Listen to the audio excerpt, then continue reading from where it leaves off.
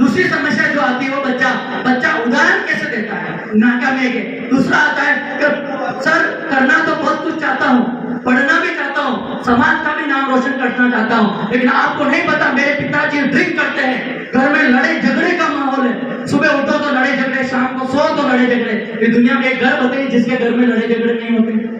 हमने ये परेशानियां नहीं है, सिर्फ एक सर्टिफिकेट बांट रहे हैं, हम नहीं पढ़ना चाहते हैं, भले आप कितना भी पैसा लगा दो। तीसरी सबसे बड़ी विडंबना हमारे बच्चों में रहती है, पढ़ना तो चाहते हैं, बढ़ना भी चाहते हैं, लेकिन घर में आज पिताजी बीमार है, कल वो सही होता है, परसों मम्मी बीमार हो जाती है, मम्मी सही हुई बहन बीमार हो जाती है। ये तीन समस्या हमारे समाज को पीछे ले जा रही है। इस दुनिया की कोई ताकत नहीं, इन तीन समस्या को खत्म कर दो, एक दिन कुर्सी आपके लिए खाली है जो आप IAS बनकर अपने समाज का नाम रोशन कर सकते हो। इसके बड़ा समस्या हो ही नहीं सकती। मैं बताना चाहूंगा समस्या का सॉल्यूशन क्या निकलता है। जिंदगी में एक अभाव होता है, एक परिस्थितियां होती है, हर के जीवन में आती है। इस दुनिया में ऐसे कोई लोग यहाँ नहीं बैठे होंगे जिनकी परिस्थितियां खराब रही होगी। सबके लगभग 99% लोग ऐसे मंचा से सामने बैठे हैं जिनके घर की स्थिति किसी जमाने में खराब थी, खराब होगी अभी, लेकिन उन्होंने इन परिस्थितियों को नहीं रोया, क्योंकि परिस्थितियां उन्हीं की गुलाम बनती है जिनके सपने बड़े होते हैं, और जिसके सपने छोटे होते हैं, लक्ष्य छोटे होते हैं, उनकी परिस्थितियां और अभाव बड़े होते हैं। आप परिस्थितियों और अभाव को छोटा कर दो, अपना लक्ष्य बड़ा हो जाएगा। जिस दिन लक्ष्य बड़ा हो गया उस दिन आपके लिए कुर्सी खाली होगी, आप IAS बनकर समाज का नाम रोशन कर सकते हैं। सुनिएगा, 2-3 मिनट और मैं बोलूंगा। एक मेरा दोस्त है, उसका उदाहरण नंदलाल जी में हमेशा इसलिए देता हूँ, हमारे समाज में एक विडंबना बन चुकी है, अच्छा दिखना, अच्छा मोबाइल यूज करना, अच्छी पावर बाइक यूज करना, अच्छा रूम पे रखना, अच्छे रूम की फैसिलिटीज देना, सबको देने के बाद रिजल्ट की उम्मीद नहीं करना, ये फैक्ट है।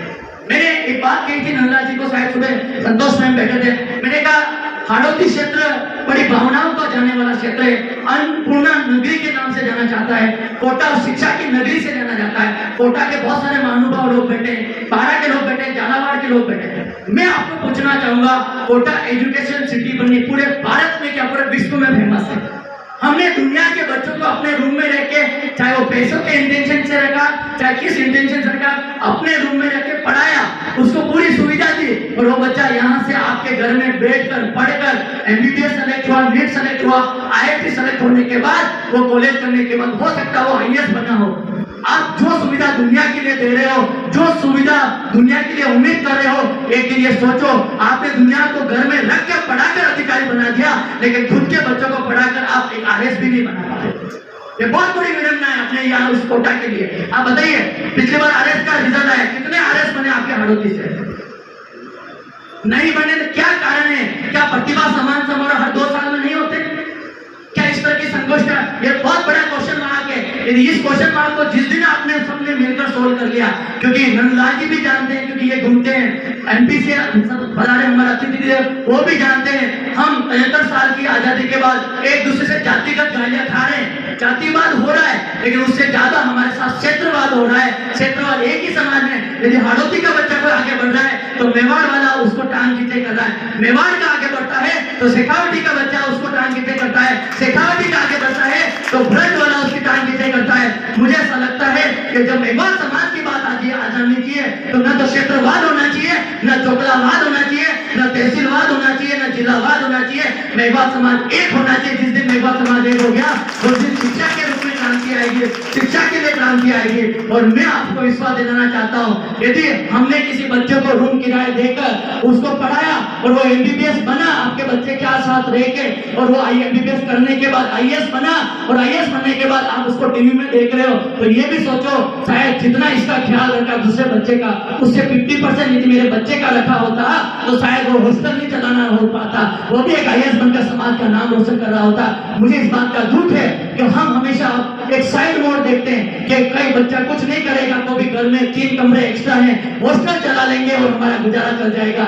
ये चलाने से समाज आगे नहीं बढ़ रहा है। समाज की असली तरक्की नापनी है तो मैं सभी, मेरी बहनें बैठी है, मेरे युवा साथी बैठे हैं, हम हमारे समाज का या दूसरे समाज का कोई कलेक्टर आता है, SP आता है या SDM आता है, तो हम बड़े गर्व से उपना ले जाकर, माला ले जाकर और पगड़ी पहना कर चौराहे पे स्वागत करते हैं और स्टेटस डालते हैं आई एम विद एसडीएम। ऐसा दिन कब आएगा जिस दिन आप एसडीएम बन के जाओ, आप आईएएस बन के जाओ और वहां के लोग अवपुना उड़ा के स्वागत करें। जिस दिन वो दिन आ गया उस दिन इस प्रतिभा सम्मान समारोह की एक वैल्यू बन जाएगी और उसी वैल्यू के लिए मैं आज मेवाड़ से आपके बीच में आया हूँ। दुख भरी बात बहुत सारी है। मैंने कहा यदि मुझे तीसरे स्पीकर में आप सुनते तो मैं ये एहसास जरूर करवा देता कि आज हाड़ौती से हम एक साल में एक आईएएस नहीं दे पा रहे, एक साल में एक आरएस नहीं दे पा रहे, एक साल में एक आरपीएस नहीं दे पा रहे, तो कहीं ना कहीं हमारे शिक्षा में तो कमी है। शिक्षा की कमी है तो इसको निकालना है और निकाल कर फेंकना है और शिक्षा रूपी दीपक को जलाना है।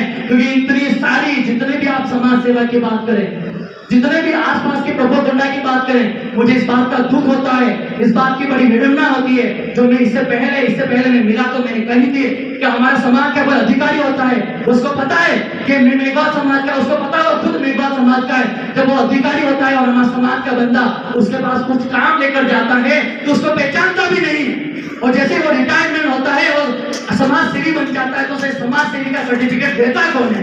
मुझे ऐसा लगता है कोई व्यक्ति पद पर रह के जो समाज की सेवा कर सकता है वो रिटायरमेंट के बाद उस कलम में ताकत नहीं होती है। मैं जितने मेरी बहनें बेटी, मेरे भाई बेटे, मैं आपको कहना चाहूंगा वह हक और अधिकार आपको छीनना है। आपको एक संकल्प लेना है कि आज कोई बात नहीं हम 10वीं में पढ़ रहे हैं, आज कोई बात नहीं हम 12वीं में पढ़ रहे हैं, आज कोई बात नहीं हमने ग्रेजुएशन किया है, आज कोई बात नहीं हमारा कहीं सिलेक्शन नहीं हुआ है, लेकिन 2 या 3 साल बाद वापस राष्ट्रीय मेघवाल परिषद यदि प्रतिभा सम्मान समारोह कराएगा तो मैं जब तक तभी आऊंगा जब मैं एक अधिकारी बन के यहाँ पर आऊँ, उससे पहले नहीं होगा।